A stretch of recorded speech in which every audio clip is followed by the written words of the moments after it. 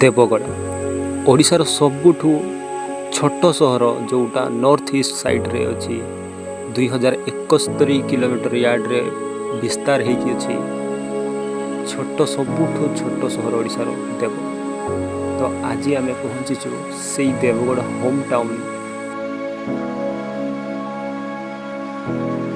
जो home town T आमर Devgad town T 48 kilometre yard रे अच्छी टाउन टा पूरा गोटा सहरटा 48 किलोमीटर फैलिकी अच्छी एवं से टाउन मध्य छोट वाटरफॉल प्रधानपाट वाटरफॉल आपण मैंने देखी पारे जो सामने जो आकाश छुआ पहाड़टे अच्छी से पहाड़ को चिरिकी से उद्भव होती प्रधानपाट जलप्रपात।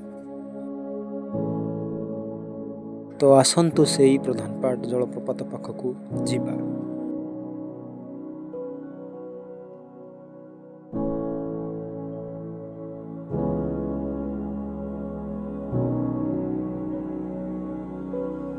आपण माने देखि पारुथिबे जो सामने जो ए बाउंड्री देकी अछि सेटा प्रधानपाट पार्क हमर ए प्रधानपाट पई एहा प्रसिद्ध। आउ यही छोट सुंदर पार्क मझिरे गोटे अच्छी सुंदर शिव मंदिर जोठी समस्ते पूजा पाठ करती आसिकी आउ ता पाखक लगी अच्छी शिरडी साई बाबा मंदिर।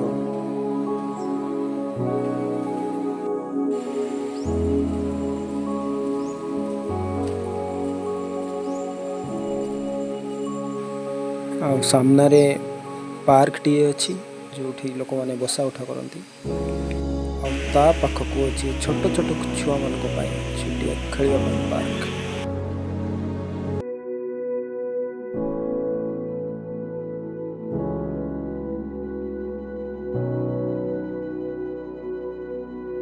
सामने थिबा ई घर गुड़ा बहुत पुराना कह जाए टूरिस्ट मानक पई यही सुविधा करा जायछि। यही घर गुड़ा बहुत पुराना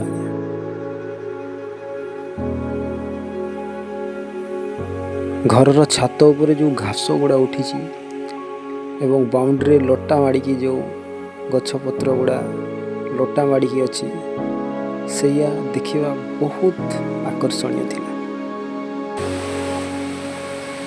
आपण मानक जो सामने जो कुड़िया टाइप देखा जाऊँ से गुड़ा खास भोजी ही डिजाइन कर प्रधानपाटा गोटे पिकनिक स्पॉट बहुत शह शह लोक आसती भोजी करने तो से वर्षा ऋतु भी तुम आसिक भोजी कर एठू टिके आग गले प्रधानपाट जलप्रपात।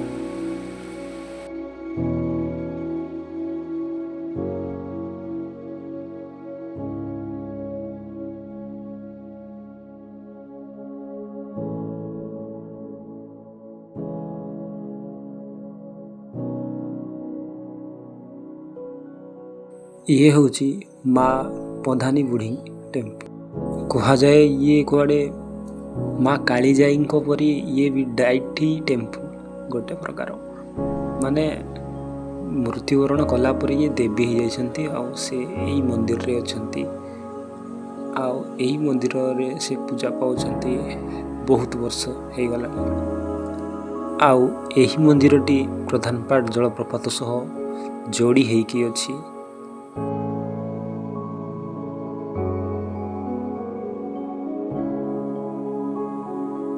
एवं ताठू टिके ऊपर को चली आसिले प्रधानपाट जलप्रपात देखा पाइबे। आउ ये हूँ से प्रधानपाट जलप्रपात 150 फुट ऊपर पानी पड़ूजी आउ 1 किलोमीटर दूर रू पानी आसिकी तले पड़ूजी।